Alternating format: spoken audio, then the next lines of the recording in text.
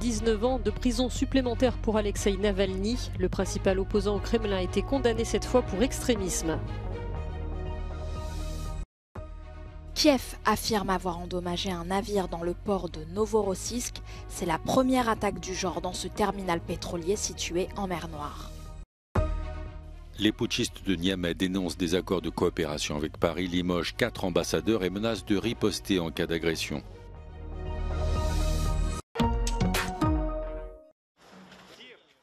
Alexeï Navalny, principal opposant au Kremlin, écope de 19 ans de prison supplémentaire. Il est cette fois accusé d'avoir créé une organisation extrémiste. Dans cette nouvelle affaire, le parquet avait requis 20 ans d'emprisonnement.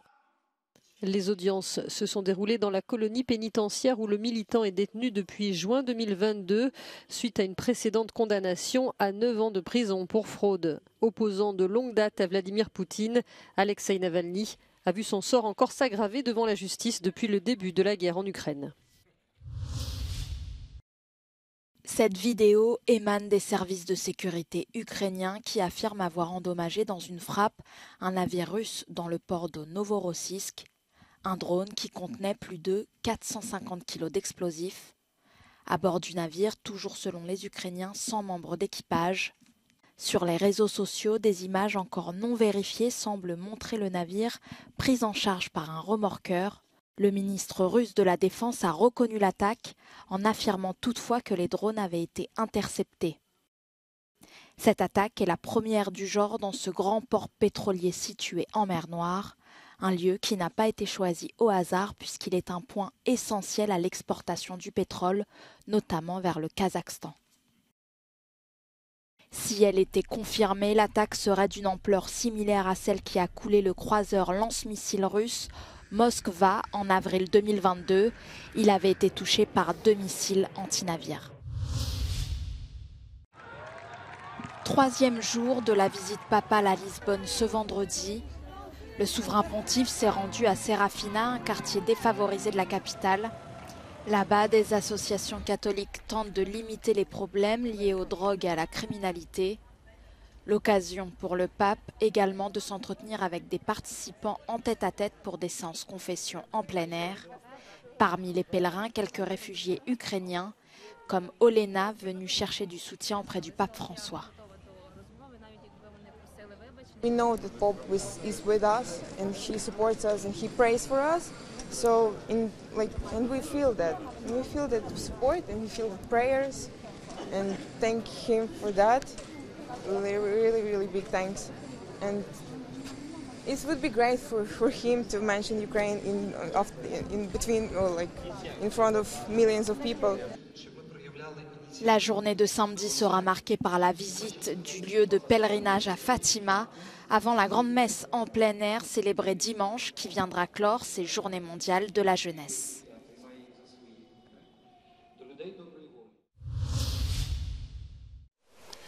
Les putschistes de Niamey limogent les ambassadeurs de leur pays en France, aux États-Unis, au Togo et au Nigeria. Dans la même déclaration, le général Abdourahmane Tiani annonce avoir annulé les accords militaires concernant le stationnement au Niger des 1500 soldats français. La France a rapatrié 577 de ses ressortissants, mais l'évacuation de ces soldats n'est pas prévue. La junte nigérienne promet par ailleurs une riposte immédiate à toute agression de la part de la CEDEAO. De leur côté, les États-Unis appellent à nouveau à la libération du président Bazoum. Le président nigérien s'est pour sa part exprimé dans une tribune publiée dans le Washington Post où il met en garde contre les conséquences dévastatrices du coup d'État pour le monde et le Sahel. Jeudi, en fin de journée, des milliers de personnes ont manifesté à Niamey en soutien aux putschistes et contre la présence française dans le pays.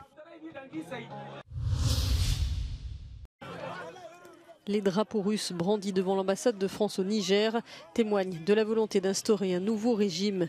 Ce n'est pas un secret, Moscou cherche à accroître son influence dans la région du Sahel, notamment par l'intermédiaire du groupe de mercenaires russes Wagner. Après le coup d'État militaire contre le président Mohamed Bazoum, l'avenir de l'ancienne colonie française reste incertain et ouvert à l'exploitation. Russia is looking at opportunities in the region. It's already very engaged in Mali in partnership with the junta there. Although Russia, through its foreign minister, Mr. Lavrov, has condemned the coup in Niger and asked for constitutional order to be returned, and Russia also supported a UN Security Council statement to that effect last Friday. The founding member of the Wagner mercenary group, Mr. Prigozhin, has welcomed the coup, saying it's a move against imperialism, neocolonialism, and offers his support to the putschists in Niamey. La communauté économique des États de l'Afrique de l'Ouest, la CEDEAO, a sommé la junte de céder le pouvoir avant le 6 août, faute de quoi le pays s'exposera à des sanctions et un éventuel recours à la force. Les analystes estiment que les menaces qui pèsent sur le Niger sont plus graves qu'une simple augmentation de l'influence russe. L'extrémisme djihadiste pourrait aussi gagner du terrain. What is at stake is regional. Any political destabilization would help jihadists. And Niger has a central spot for jihadism to use from either Mali or Burkina or even Libya. La stabilité et la paix sous le président Bazoum étaient considérées comme cruciales pour la région et même au-delà. Niamey a en effet collaboré avec la France et d'autres alliés européens pour lutter contre l'islam radical et les migrations illégales. Niger is a key ally for the whole Europeans involved in Sahel. You have Germany present, Belgium, Italy, and what's interesting in Niger, it represents also what the European Union wants to do with the African on these challenges.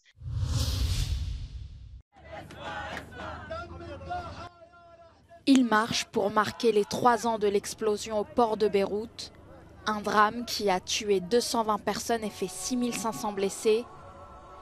Vêtus de noir, ils ont répondu à l'appel du collectif des familles de victimes. Le président français qui s'était rendu sur place au lendemain de l'accident a témoigné de son soutien au peuple libanais.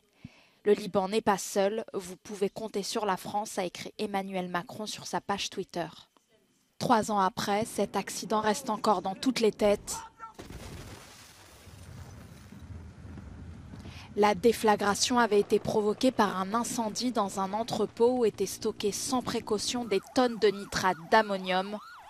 Le collectif à l'origine de la marche se bat depuis pour réclamer justice, car l'enquête s'enlise toujours pour trouver les responsables de l'explosion. Tarek Bitar, juge en charge de l'instruction, se heurte depuis sa nomination à de lourdes pressions. Une enquête internationale a toujours été refusée par le gouvernement libanais. Au moins 8 personnes ont été blessées dans les bombardements russes sur la ville de Kherson ce jeudi. Les frappes ont ciblé plusieurs immeubles d'habitation, une bibliothèque et la cathédrale Sainte-Catherine. Dans son allocution quotidienne, le président ukrainien souligne que les affrontements restent durs.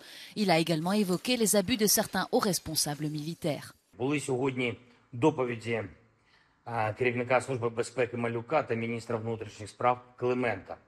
Зокрема, одне з питань – перевірка воєнкомів. Поговорили ми детально. Перевірка виявляє багато зловживань, відверто огидних. Всі факти виявлені правоохоронцями. Вони представлять обов'язково суспільству та розслідують в межах кримінальних проваджень.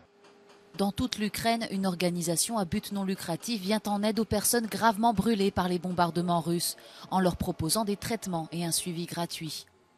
Plus de 150 personnes ont déjà eu recours à ces services.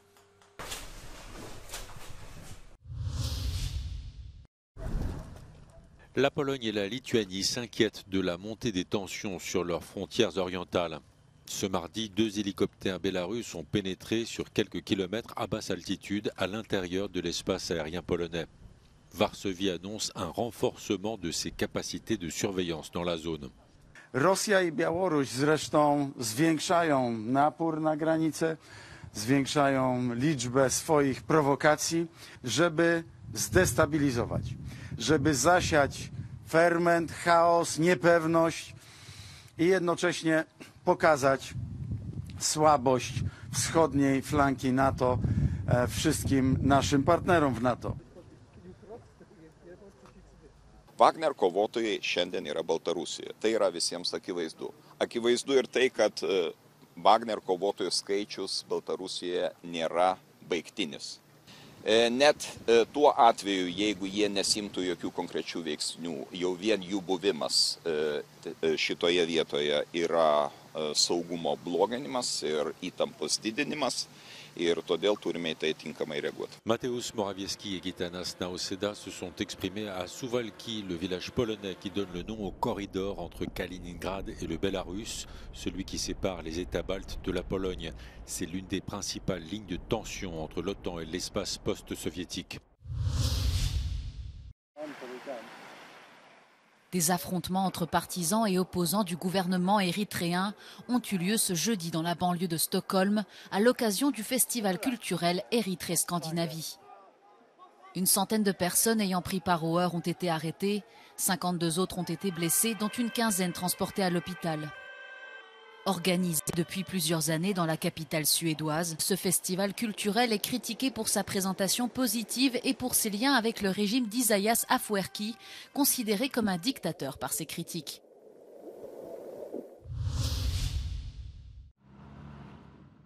« 147 personnes ont été tuées ou ont disparu en raison de catastrophes naturelles au mois de juillet en Chine. C'est ce qu'ont annoncé ce vendredi les autorités, qui évoque également plus de 700 000 personnes relogées en urgence.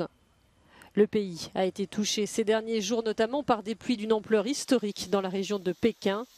Ces intempéries exceptionnelles ont fait au moins 20 morts, détruit des infrastructures et inondé des quartiers entiers dans la capitale et une province voisine.